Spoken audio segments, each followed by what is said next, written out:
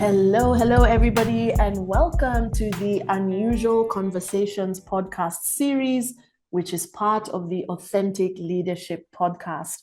My name is Ojany-Bekhor. I work as a wellness executive and leadership coach, and I'm joined by two of my favorite people, friends and fellow coaches, Jane Katuga, Carolyne. How are you, ladies? We are good. You're good. Good. So good always connecting with the two of you.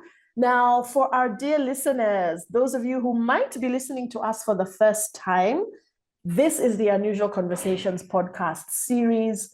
I invite Jane and Carolyne over to share their thoughts, their words of wisdom on various topics. And because we have such different perspectives to the norm, and these perspectives usually come out in the regular conversations we have, I thought it would be a good idea to make some of these conversations public. So please make sure you check out the other conversations we've had. Episode 69 was about, can we learn to love difficult times? Episode 68, intimate relationships, what are they about? We talked about parenting. We talked about what's my life purpose. We even talked about death/transitioning. Is there a way we can deal healthily with that? And today we're talking about depression. It's something that so many of us have been through. Can we look at it in a different way? Carolyne, Jane, and I like to call problems portals. You walk into a portal like in the movies, it's scary, you don't know what's on the other side, but when you do it, you always come out a different person. But before we get into that, I would love for Jane and Carolyne to introduce themselves once more. Jane, what do you do? Who do you do it with? And how do you do it? Okay, so hi. So what do I do? I'm a life and wellness coach. And for me, my major focus when I'm coaching is really looking at the stories that hold us back. I believe all of us go through events in life, and those happen on a day-to-day basis, on a daily basis. Yeah. But how we then respond to those events that are happening around us, how we look at them determines how we live our lives. And that usually is based on, we say it's not about what happens, it's about how you interpret what happens, the meaning you give to it. So basically what I do is help you start looking at how you're living your life and what meaning you have given to the events that have occurred, or events that you're anticipating might occur in the future, and that how that then holds you back. So in essence, what I do is help you start to interpret the events in your life in a different way that empowers you as a person. Yeah. I work with organizations. I work with, because I'm also a corporate trainer, I work with organizations, I work with individuals, I work with colleges, just basically people who are looking to free themselves from the stories that are holding them back. So that's me. Thank you so much for that, Jane. And dear listeners, we like to say in the world of coaching that it's less about what happens to you and more about what you made it mean. And that's what Jane is talking about. What are the stories you've told yourself about that thing or those things that happened? Thank you so much for that, Jane. Carolyne, what do you do? How do you do it? And who do you do it with? Let me start by saying that I'm talking to you if you have a very big challenge or a very big dream. And this has to do with either an external circumstance, so there's an external thing that's challenging you, a circumstance, an event, a person, a scenario, or, or an internal one. Like maybe it's one of something that you're struggling with, could be an illness, could be a quality that you have, could be a past event that you have. Whether it's a challenge or a dream, I'm talking to you. And I want to tell you that it's a birthing that's happening. There's a new you that wants to come forth. And I midwife that process. I help you step into the new version of you that is required to overcome the challenge or to achieve the goal. And the new you is not a physical you, it's a state. that you need to get into. And that's what I help people get into. And I use different methods: conversational, energy work, inner child work, some, NLP. I use different tools to help you get into that state that will help you achieve the goal or overcome the challenge. Yeah, that's me. Thank you so much for that, Carolyne. And it's so, so important for our listeners to understand this. The old you might not be fully equipped to deal with the challenge you're being presented with now. And you walk through that portal and you become a different person. As you're going through the process, you become a different person. So very, very important work you do there, Carolyne. It's not easy to do these things alone. This thing called life, I should say. As for me, I work as an executive leadership and wellness coach. I'll just keep it really simple for all our listeners. I help leaders solve your personal and professional challenges. You can find me on LinkedIn, CC Ojany-Bekhor. You can find me on social media, Coach CC Ojany, or visit www.themainprotagonist.com. People always ask me why I called my business The Main Protagonist, and I always say it's because I want to remind people that you are the main protagonist in the story of your life. In other words, you play the lead role in the story of your life. So never forget that. Today, guys, let's talk about depression. And before we get into it, I just want to remind everybody that Jane, Carolyne, and I are not preachers. We're not preaching. We're not telling you you have to listen to everything we say and do exactly what we're telling you to do. Keep what resonates and discard what doesn't. That's what I love about these two women. They have a very high respect and regard for diversity of thought, opinion, perspectives, life experience. So we are certainly not preachers. Keep what will resonate, toss out the rest. It might make sense to you at a later date. So that's number one. Number two, depression is a very serious thing, so we certainly don't want you to take it lightly just because you're hearing about it in a podcast episode. You should always get the support you need from qualified health practitioners. So please remember that, dear listeners. Reach out for any help, any support that you need. Now, let's get right into it, ladies. Depression. I know we've all experienced it. I should also add that here we're not talking about the regular, normal feelings of sadness that we all experience if, for example, something doesn't work out the way you had wanted. We all feel sad when we don't get that opportunity we thought we would get. We all feel sad when a close relationship ends. So today we're not talking about the regular old emotion of sadness. We're talking about depression. And there are 3 levels of depression. I remember being so surprised and grateful when many years ago I was educated on this. There's mild depression, there's moderate depression, and there's severe depression. A lot of people think if you're depressed, you can't get out of bed, you feel worthless. That's one kind of depression. Many of us are walking around depressed, but we look like we're okay. We still have jobs, we laugh and chat with our friends and family, but there's an underlying level of depression, which could be mild or moderate, that you may not be aware of. I know for me, I went through, I would say, a moderate depression after my daughter was born. And it hit me around about the 10-month mark when she was 10 months old. I didn't even realize I was in some kind of postpartum depression. And I was certainly experiencing moderate depression when I was a teenager and in my 20s. I can look back now and say, yeah, for sure, I was depressed. But you wouldn't know that looking at me. I was laughing, hanging out with friends. But now that I know more about depression, I can tell you I was depressed. And I hope from this conversation, we can remove some of the stigma around depression. We all go through it. Let me start with you, Jane. What are your experiences and your thoughts around this thing, depression? Very good questions, Sissy. This animal called depression. First thing is we misuse this word a lot. Yeah. Sissy, I'm depressed. hey, Caroline, I'm not feeling too good. I think I'm depressed.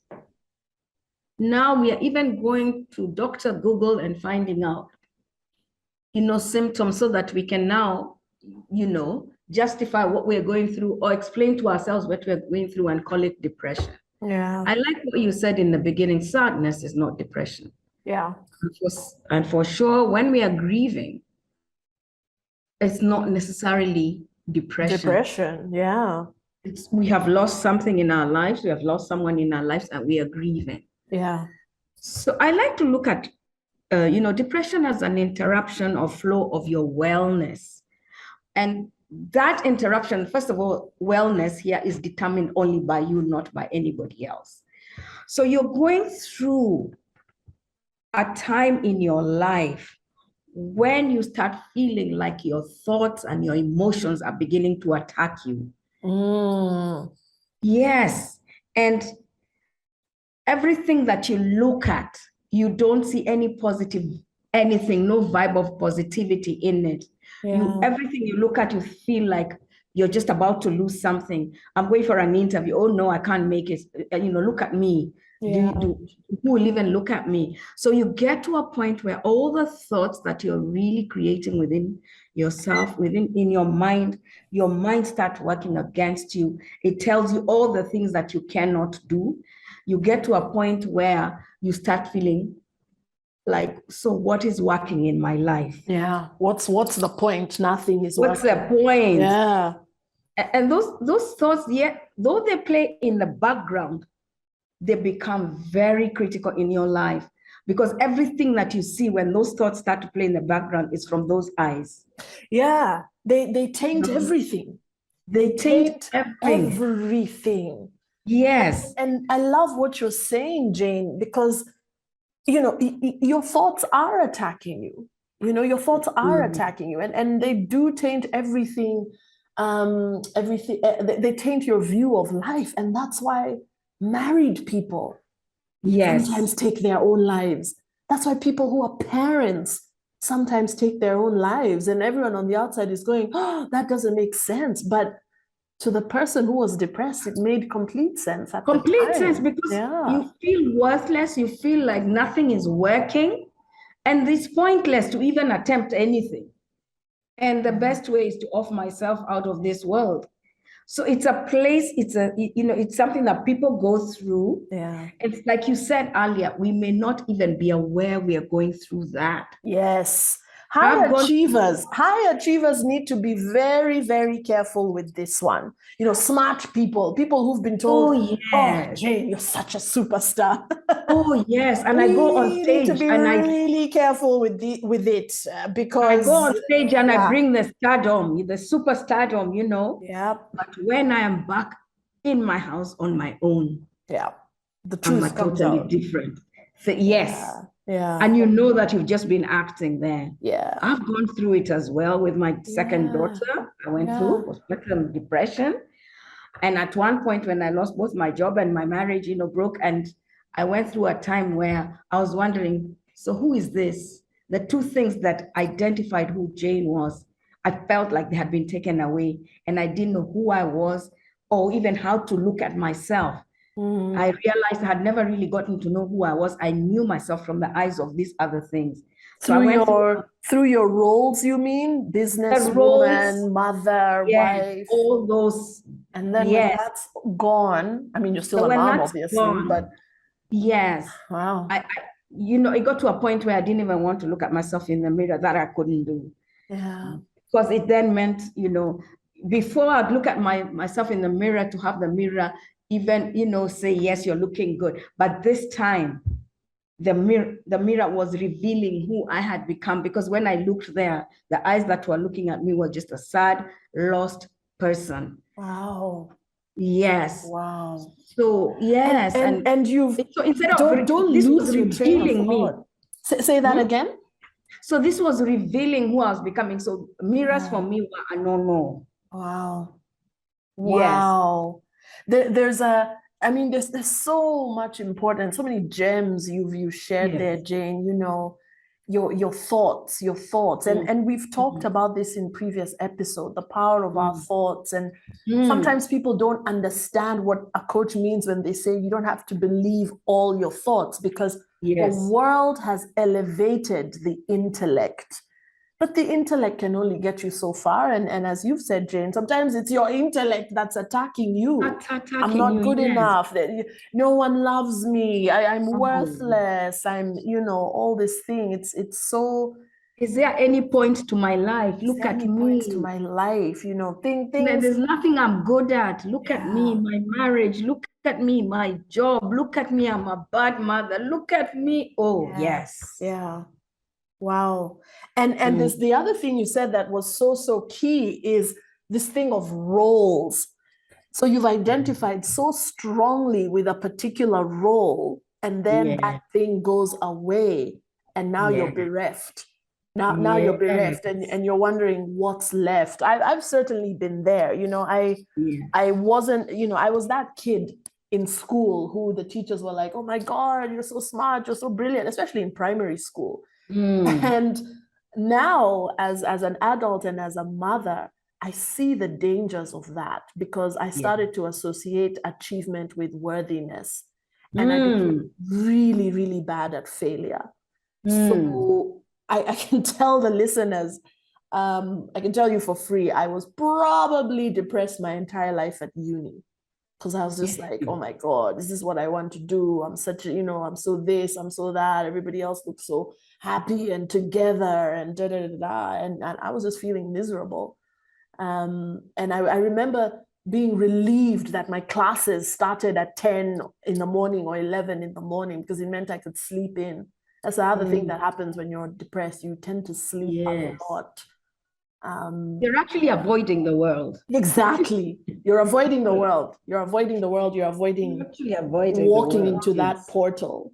Oh, yeah, you're yes. avoiding walking into that portal. Wow. We will come back to your stories, Jane.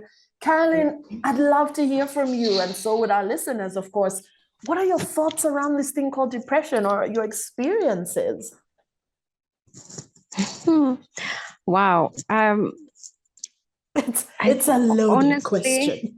It's a very, very loaded question. And thank God we can laugh now, because you're not laughing when you're in it. Yeah. So, I mean, my experience is a lot.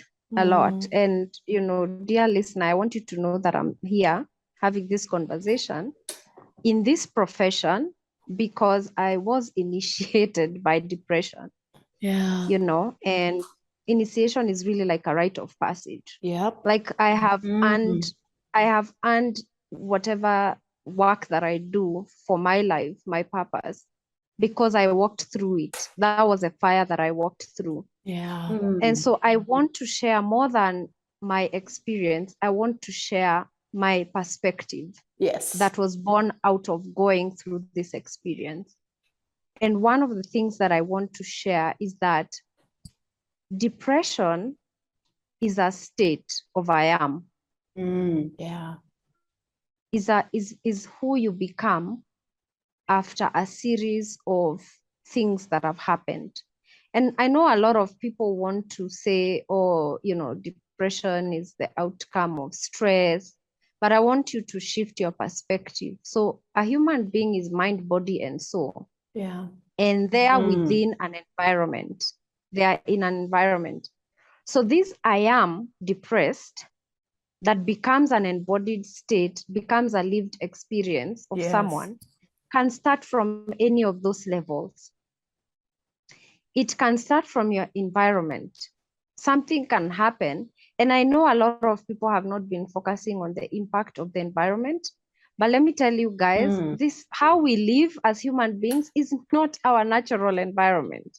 We are not created and built for concrete jungles. We are not built for the rat race. Yep. We are not built for capitalism. We are not built for Miss Independence. I live alone. I work alone. I'm a lone ranger. We are not built for that. Yeah. But when you are told to live like that, or you are forced to live like that because of how society is going, then you become highly adaptable. And one of the ways to adapt to our environment is depression. Because how are you going to get people rallying around you so that you come back to your sense of community? You get depressed, or you get depressed so that you can hang out with people to cover up these things. So you become very social, you become addicted to stuff. And avoidance, those avoidance exactly tactics. You become a celebrity so that you can create a fan base. You know, so I need you to begin to see that that's how it can start. It can also start from on a soul level. You know, a soul level, we are talking about energetic, because depression has a heaviness around it. Something that you can't put your finger on, but is really weighing you down. You know, and it comes from a sense of being lost as of who you really are. It's like who you really are has been put in a corner, locked, and you can feel it. You can feel that you're lost to yourself, and that triggers depression. Also, intellectually, you begin to have thoughts, or because of your mental focus that is probably conditioned while you're growing up, and your mental focus is based on sometimes your deficiencies. You're deficient of attention, you're deficient of acceptance, you're deficient of worthiness, all these things. Exactly. So your mind becomes fixated on it, and you want to get it through stuff. You want to get it through achievement. You want to get it, and that way you become depressed.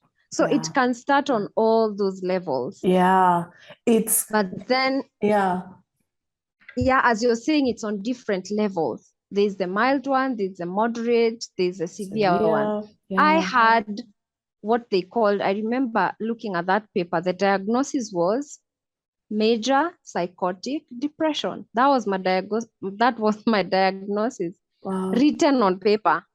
And I want to tell you that there's a lot of power in something written on paper. There's a lot of power in who says it.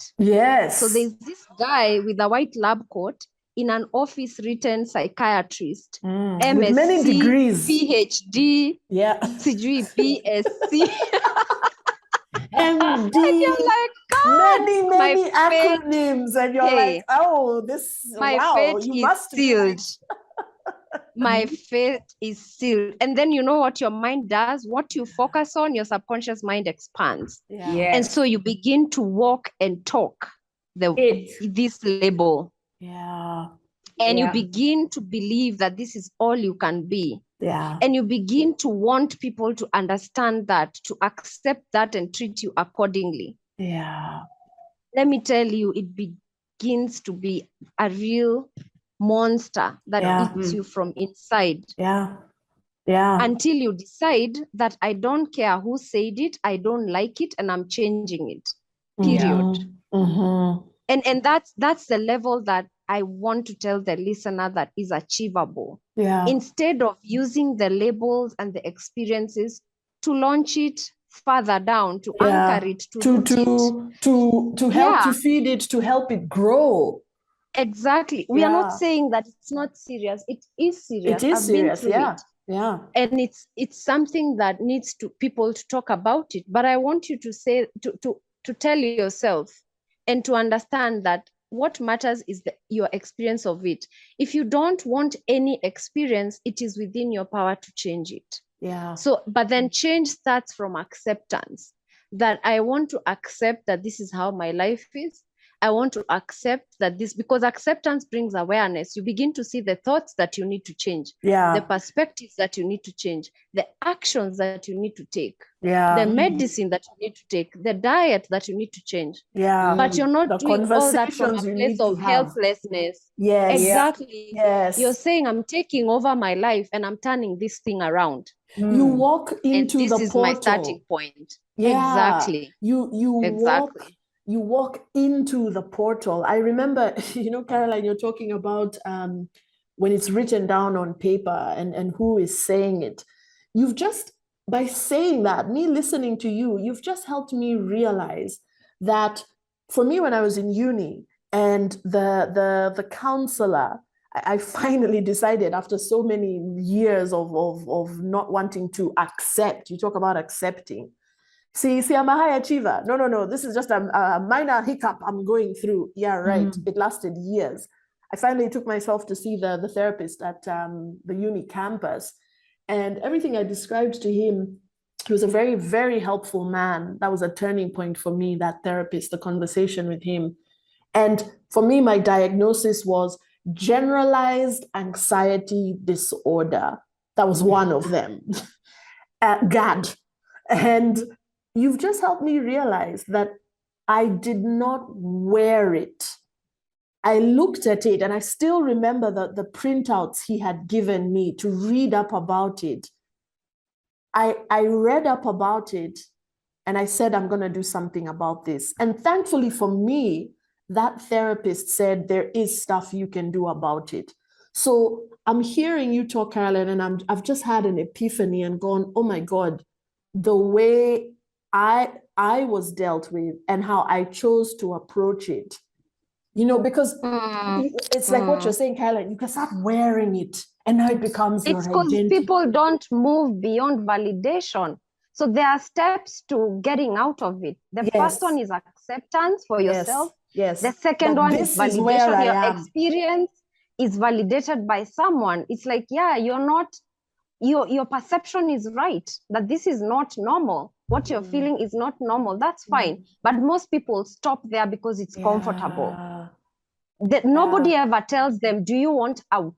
And are you ready to do the work that is needed for you to have a different experience? That is so powerful. And you can be in Carolyne, therapy for 10, 9, 12 years. Oh, Carolyne, there are people in therapy for decades. I've had clients come to me decades. And they're like, I was in therapy for 12 years. I've gotten a breakthrough in this first session. It's because you didn't move to the next step of, then what is it costing you? This thing that you have been wearing, it's costing you your dreams, because you're telling yourself, because I'm depressed, I cannot work for a week. Because I'm depressed, I cannot do this. I cannot do. You're holding yourself at ransom because of this label you're wearing. And because you're looking for people to validate you all over and to treat you according to your label. And when somebody doesn't understand, when you come in late, you fall back into victim, and you're like, you should understand how hard it is for me to get out of bed. Let me tell you, Sissy, and we've all done that. Just don't lose your train of thought, Carolyne. We've all done that. You just don't understand. Exactly. You just don't but understand. Let me tell you, it's really not understanding that will help you. It is being accountable for your dreams, not even for your mere actions, for your dreams. I'm really grateful for people who did not take my excuses, even though they were valid and real. And they would tell me, I understand you, but you committed to this. Where is the result? Because that way I was able to get over and past this label. I was able to say, I'm still going to achieve my dreams, even if I have this diagnosis. And now it's not my name anymore. It's not my name. It's an experience I've had. It's an experience you've had. And I like what you're saying, Carolyne. This is so sorry. Don't lose your train of thought, Jane. Don't lose your train of thought, because I just want to remind the listeners, please understand one thing. We are not saying what you're going through is not real. We are not saying what you're going through is not serious. We are not saying you will resolve it after listening to this podcast episode. Don't misunderstand what Coach Carolyne is saying. Coach Carolyne is saying it's helpful, extremely helpful, to ask yourself, how do I get out of this? Because I want to live a full life. Exactly. I don't want this greater thing than to your stop experiences. me. I don't want this thing to stop me. And what is the real work I need to do? Now, there's something else you said, Carolyne, that's really, really key.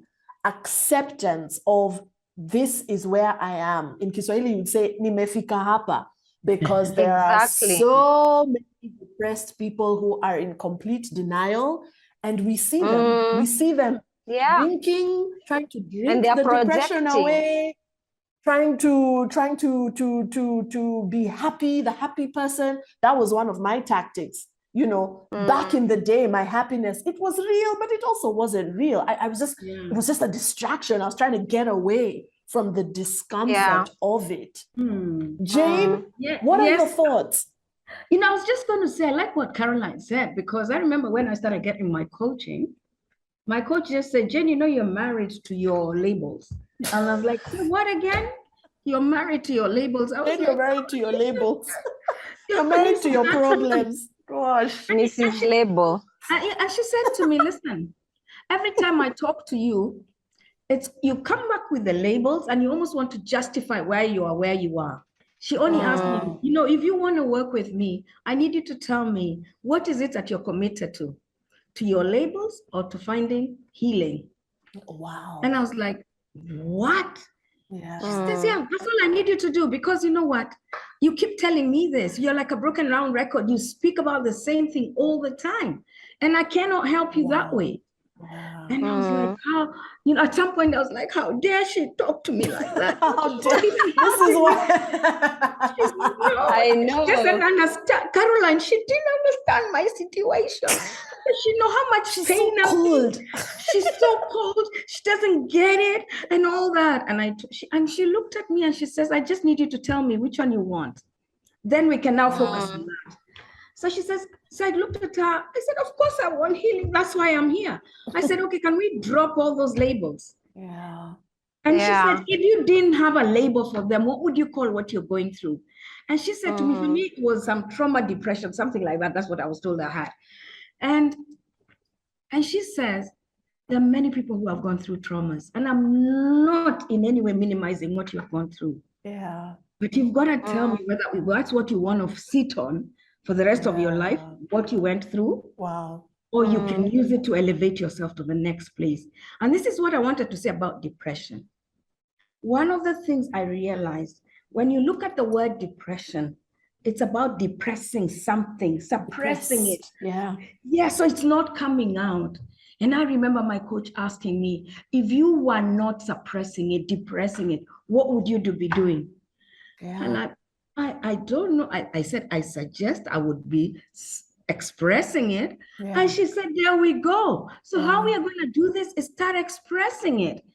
We are going to start expressing how we are feeling and why we are feeling what we are feeling, and we can start finding healing through that. And like, Jane, expressing what you really want. Expressing what you really want. Yes. First of all, how you think, how you feel, and how you're acting. And then, what do I want out of this situation? What do I want out of life? And what I want out of life. You know, I love what Caroline said about this. Her coaching was born out of this. So was mine. Yep. When I got what I got, I said, how many people are out there struggling and stuck like I was? Yep. Sitting in the same thing. And I'm glad my coach wasn't, you know, pandering to she wasn't pandering, she just said it. And she says, Jane, you're going to tell me what it is that you want so that I know how I'm going to work with you, or I'm not going to work with you. Yeah. And I was like, oh, wow, it sounded harsh, but you know what? I think I'm one of those people who really needed that. Yes. A wake-up call. Yes. Mine could not have been put nicely, because I think I'd have still gone to, you don't understand, you know what I'm going through.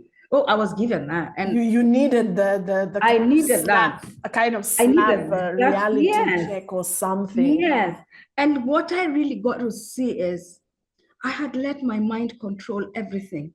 Those thoughts, right? Me. Back to those thoughts. I'm telling you, the thoughts, man. The thoughts. She said, no one is going to save you, Jane, from out of this. No one is. You're the only one who can free yourself from those thoughts. Yeah. I'm like, how? She says, that's why now you came to me. We shall walk through the how. And I was like, okay. Now, you know, those ones, I didn't even realize what I had said, but it was a surrender. I'm here. Yeah. Willing to hear what it is, because actually I was in a bad space. Yes. And honestly, if I had not gotten out of it, I was going down. And I keep to say to people, a depression, even when you're driving, Sissy, when you go through a depression, because sometimes some roads have a depression, what is immediately after the depression? Is the up. An incline. An incline, something, yes, going up. Yeah. So you can either go down there and stay down there, Yeah. or continue Yeah. and start now inclining, you know? So You I was like, know, I wow. mean, this is really, really powerful. And it's somebody offering you, if we stick with the language of portals, it's not a problem, it's a portal. Yes. Walk through it, see what comes out on the Yes. other side. And you usually need assistance. You need help to do this. Some of these portals, Yeah. it's a bit tricky to go through on your own. I remember a client of mine many, many years ago who was given a diagnosis of being bipolar. And I remember explaining to her, you know, if you identify so strongly with something, it's very difficult to unhook yourself from it. I am bipolar. I am this. I am that. And I said to her, why don't we look at it like this? The ups and the downs you're feeling are caused by certain situations. You know, Caroline, you talked about your environment. Yeah. Yeah. They're caused, Yeah. they are triggered by certain situations, certain people, certain experiences. And we had a whole conversation about what makes her get depressive, what makes her get manic. And that's a completely different conversation to, oh, okay, sorry, I'm so sorry, but you know, it is what it is. No, it's that acceptance. Like, yeah, okay, this is the diagnosis, and she chose to continue taking her medication because that worked for her. And I said, on top of that, let's now also look at creating a healthy environment for yourself. You know, there are certain jobs, certain industries you should not even set foot in if you have these kinds of challenges, because they will feed the beast. That's number one. We started talking about work. The industry she was working in, you know. It's about, dear listener, it's about, number one, acceptance. Are we still there? Yes, Jane, we're here. Yeah. It's about, dear listener, number one, acceptance. Like, okay, this is where I am and it's not a great place. And then the all important, but I want to get out of this. I want to get through it and get out of this. And number three, what help do I need? But that second part is so important for somebody to offer you, something different. Exactly. Someone even to be willing to listen to you. To listen to your desired future, not to listen to the woe is me. Exactly, because again, people who listen to you from where you want to come out from will not help you. And this is the analogy that I have. If you've fallen in a pit, for example, you've fallen in a pit, the first thing that happens is that you realize that you're in a pit. The second thing is you desire to get out. Yes. And your desire to get out is what causes you to call for help. Yeah.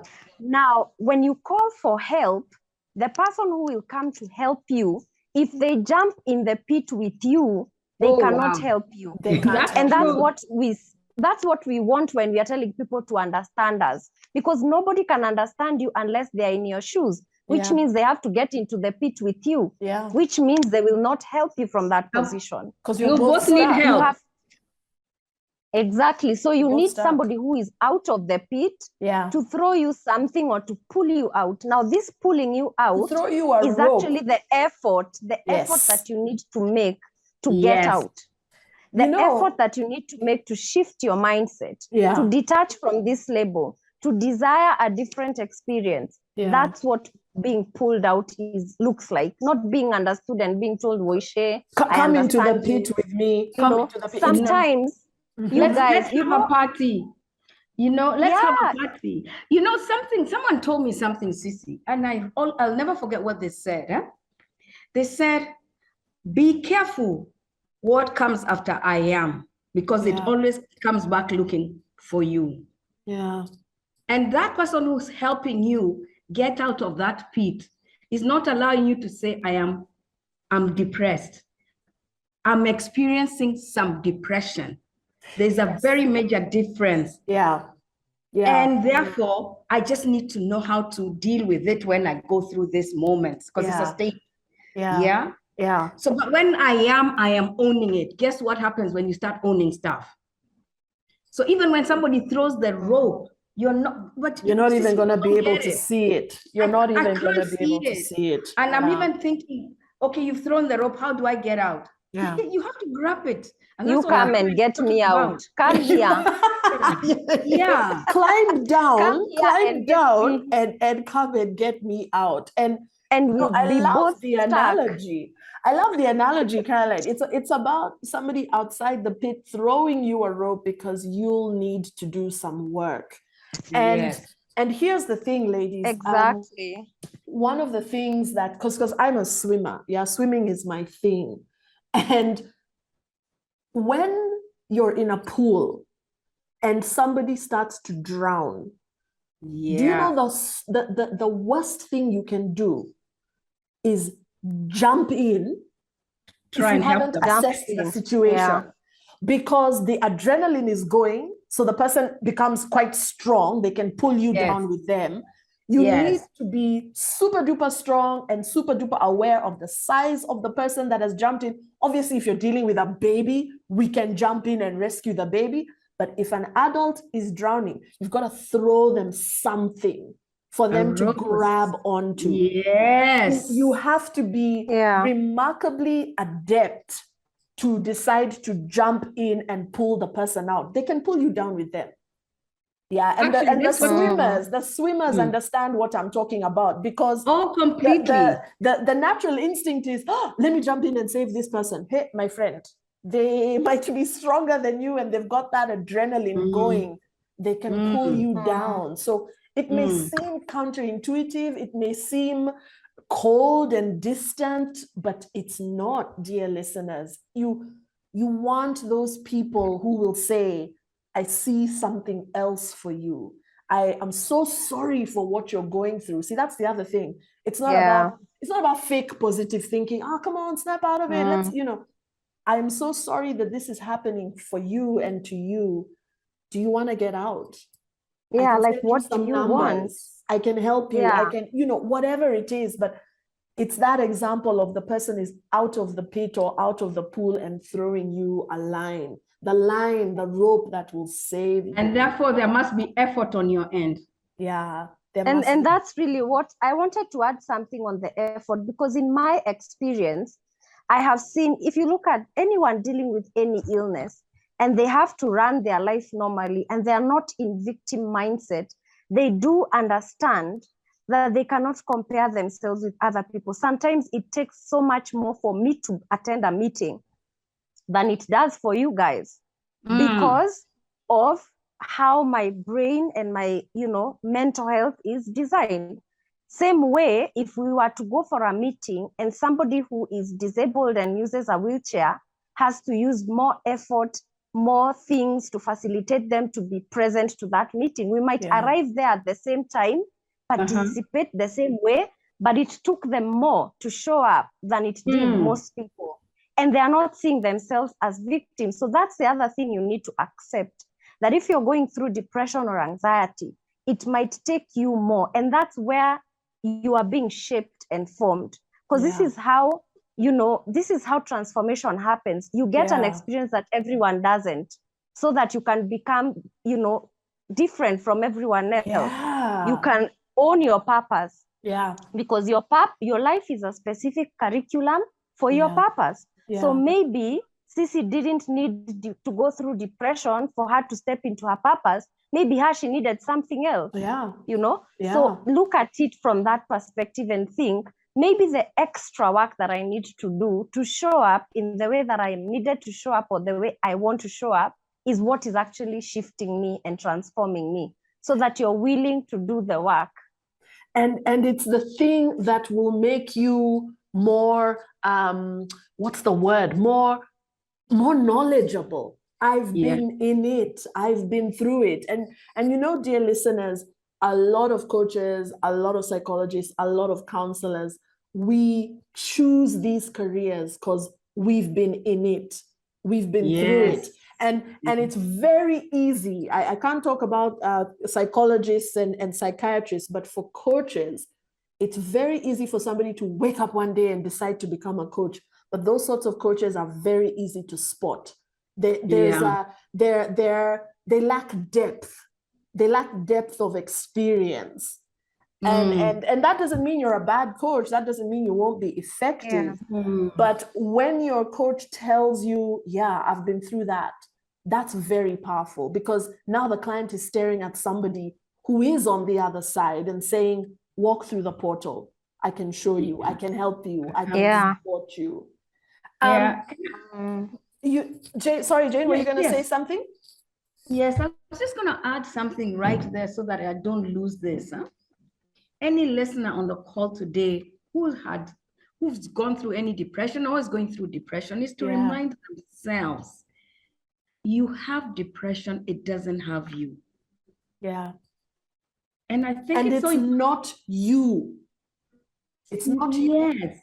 It is something you are experiencing for a period of time. Yes. And you need to just come to terms with, this is what I am going through. I think for me, one of the things that was so hard was even to admit how I was feeling. Yeah. I didn't know that I could share what I was feeling. I don't know whether you guys went through that.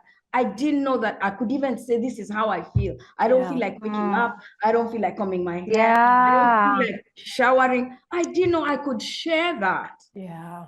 And this sort of conversations allow you to start from there. Just say, this is how I'm feeling. And just be truthful. Truthful, Jane. Truthful. Just naked. Yeah. Just truthful, just vulnerable, just naked. And the acknowledgement. See, this is for me the thing that I would love for our listeners to understand. Ladies and gentlemen, we are 3 coaches. Our job is to listen to people's stories. And I'm telling you, we have coached people who the rest of society is looking at and going, wow, she's doing so well. He's doing so well. That very same person is talking to coaches like us saying, I'm depressed, I'm anxious, I'm this, I'm that. It happens to everyone. But Jane, there's something you said that's so key, being truthful. And dear listeners, posting on Facebook, I just want to end it all. That's not what we're talking about. Those sorts of posts are a bit attention seeking. They're called smash and grab posts, right? We're talking about pick up the phone, call a friend, and just say the words, I'm not okay. Can you come? I'm not okay. Or as happens to me when some of my friends are like, look, I'm not okay, but we're good friends. You probably can't coach me. And I write back and I say, yeah, I probably can't. I mean, Carolyne, I've sent people to you. Jane, I've sent people to you. You know, it's just being texted and told, Sisi, just send me some numbers. I'm not okay. That is you grabbing the rope. That is you grabbing the rope. But it has to come from you as a person where you acknowledge this is where I'm at. Yes. And dear listener, please don't misunderstand. We're not saying that you are the one who will solve it all. You see, that's the other challenge. People think, I'm the one who has to fix this. I have to get out of this myself. No, call on your village, your friends, your spouse. You can't do it alone, nor should you. Sisi, I would like to add something, because Please sometimes do. we think that we have to get better for our lives to get better. Yeah, we have to get better now. Yeah, it's like somebody who has gotten their leg amputated and they are saying, I'll never be happy until I have my leg again. It's never gonna happen. Yeah. So sometimes, like a big part of my recovery was accepting that what I have is what I have. So I stopped living in a future where I thought I will not be depressed, because I wasn't sure that was ever gonna come. So I had to make the best out of what I had. Yeah. And I was like, even if I'm gonna crawl out of bed, I'm gonna put 5 to 15 alarms to get up. I'm gonna have an accountability partner to come and pull me out of bed. Yeah. That's what I will do. Even if that's what I have to do for the rest of my life, that's what I'll have to do. And I accepted that. And when I did, I began to do what I could do and make the best out of even those most depressive days. I would sit and I would be like, fine, I don't feel like answering phone calls. Can I drop emails instead? Or can I delegate this instead? And so I stopped thinking that, oh, I'm gonna, looking into the future is another thing. Oh, I want to get well. Meanwhile, what's happening right now? So make the best out of this moment. Use There's the clutches something that you to need learn. to use. Exactly. There's something and that's to how learn. the better days will come. Can I add something what Carolyne is saying, don't lose your train of thought, Jane. Dear listeners, what Carolyne is saying there is, don't make it wrong. Because that's the other thing about this world we live in. Happy, happiness crowd. You should be happy, you should be happy, you should be cheerful and chirpy all the time. That is creating so much pressure for so many people. So don't make it wrong, dear listener, that you're feeling the way you're feeling. Like, oh, this is something I need to shake off right away. No, it's a process. It's a process. Yes. Jane, what would you like to share before we wrap up? Actually, I was just going to add on to that, actually. That's what I wanted to say. Because what we see on social media is always people who are prime and proper, nothing going wrong, posting your, in this place, in Mombasa, wherever it is. So the life looks like it's all nice and rosy. Here's the thing. We sometimes go through our down moments. And as Sissy says, do not judge it. Do not judge one single moment and say that's what happens for the rest of my life. The one thing that is also very critical is be careful also who you're sharing when you're going through all this. Select who you think you can talk to. Yeah, people you trust. People you trust, because you might open up to someone and someone just breaks you further. Yeah. You always look at prime someone who knows. Someone who knows. Yes. Yeah. And when you do open up, like we said, do not hold back. Yeah. And that's what I'm saying. When we start judging moments, that's when we hold back. When we start worrying about how people are going to look at us after this, we start holding back. I can tell you this, and after being a coach for many years, all of us have our moments. Yep. When we don't feel very good about ourselves. We all have those down moments. Yeah. You're not the only one going through this. Yes. In fact, what I also learned, instead of asking yourself, why is this happening to me? Ask yourself, how is this working for me? Because it's always going to be bringing you a lesson if you choose to learn it. How is this working for me? Rather than working against me.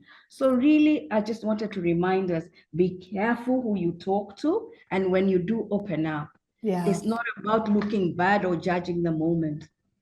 It's about, it's about moving. Carolyne said it's being in a pit. When someone throws you the rope, you don't start asking, are people going to ask me how I got in here? No, we're not interested how you got in there. I'm here to help you get out. Once you get out, once we get out, now let's sit down. First, I need to get you out of there. Then let's look at what are the lessons that you can pick from that. Yeah. Yeah. You know what you're saying, Jane, and we will wrap up in a few short minutes.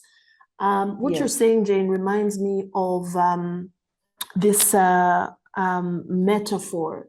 You see it a lot in movies, in adventure movies, like Lord of the Rings, for example, or The Matrix, where the main protagonist, the superhero, the superheroine, always has to go down into some cave, into some pit, into some valley.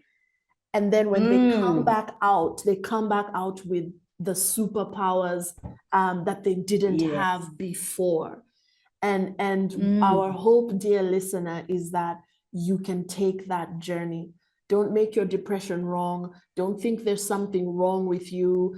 Don't identify too strongly with it because it gets you sympathy and attention, all of that jazz. Because yeah, the ego is an interesting thing. It comes wearing all kinds of clothes, and even your depression can be used against you by yourself. I'm not gonna pursue this because I just feel so bad. But you've been saying that for years, and now you're really, really stuck. Okay. Any last thoughts, dear Carolyne, before we wrap up? Any last thoughts for our listeners?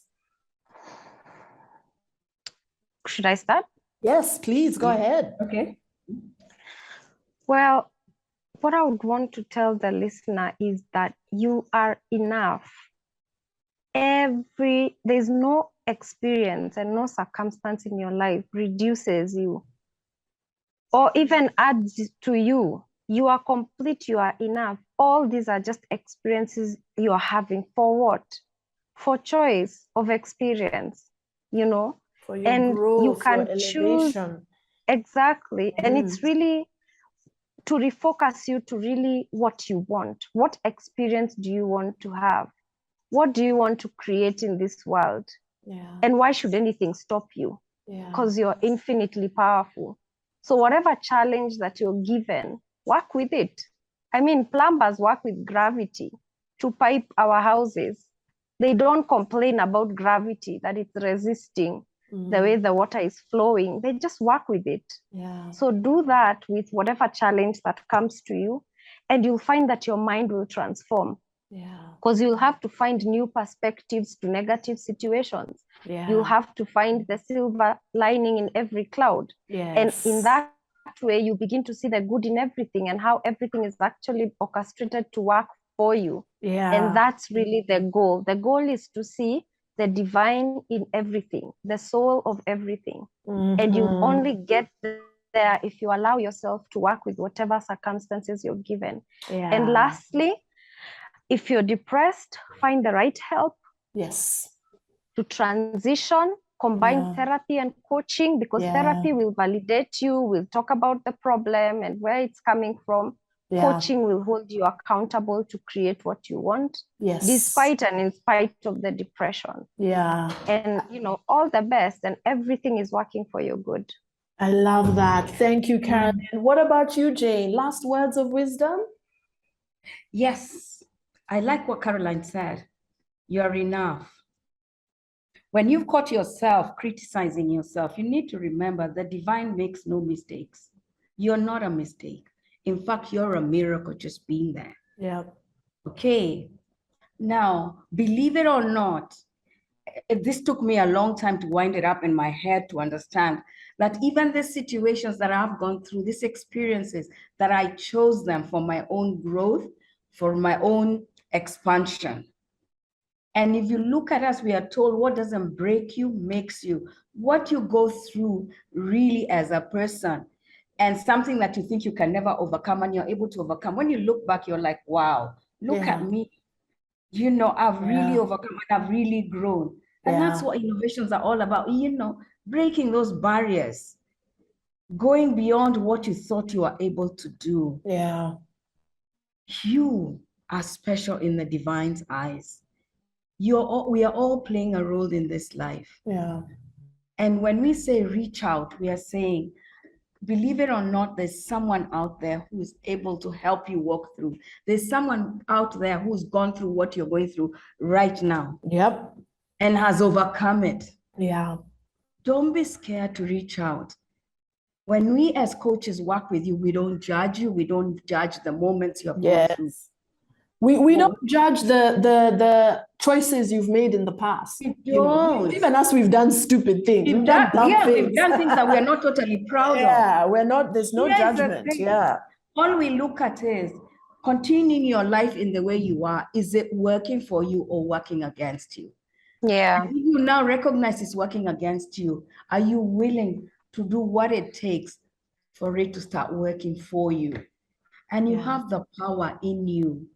I know all of us are like the radio. You know, when sometimes you switch on the radio and it's a bit scratchy, And all we need is a bit of tuning, just a bit of change, tuning of the dial, and there will be crystal clear.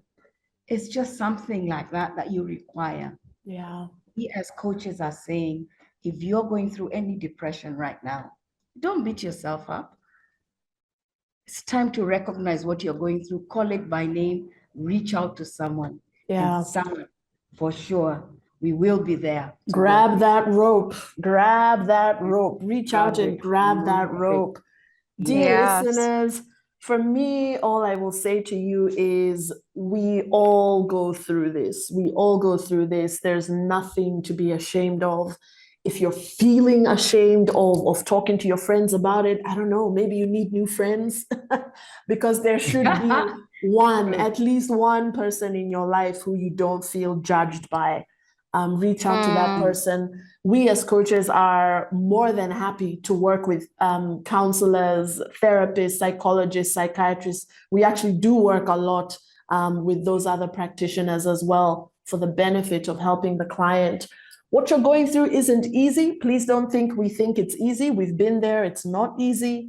But yeah, dear listener, just grab onto that rope that the person is throwing out to you.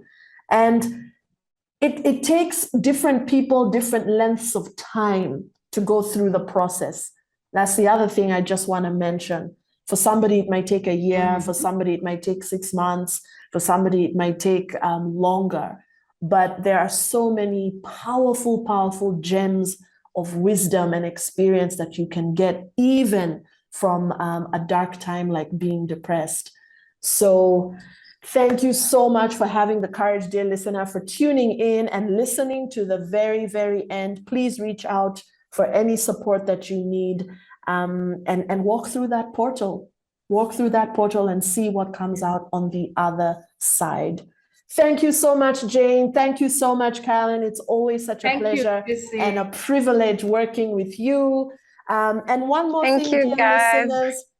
One more thing, dear listeners. We did have a session where we talked about, can you learn to love the tough times? So please make sure you listen to that episode as well. Ciao. Thank you, everybody. Take care. Bye. Bye, everyone. Thank you. Bye.